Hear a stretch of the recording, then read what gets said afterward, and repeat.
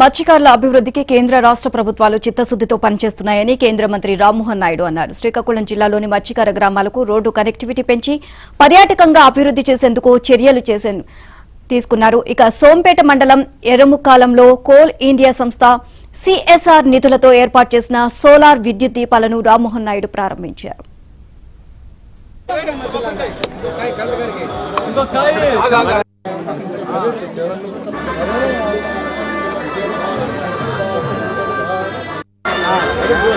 చరిత్రలో నిలిచిపోయేటటువంటి కార్యక్రమానికి ఈరోజు ఎర్రముఖం నుంచి మనం శ్రీకారం చుడుతున్నాం.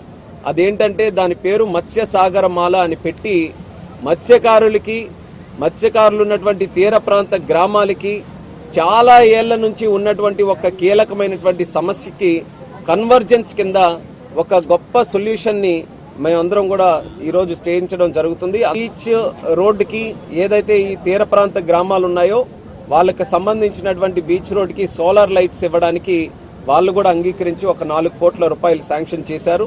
దాని ద్వారా 1600 సోలార్ లైట్స్ మేము ఏర్పాటు చేయడం జరిగింది. దానికి ప్రత్యేకంగా కోల్ ఇండియా లిమిటెడ్కి అలాగే మంత్రివర్యులు కిషన్ రెడ్డి గారికి కూడా ప్రత్యేక ధన్యవాదాలు తెలియజేసుకుంటున్నాను.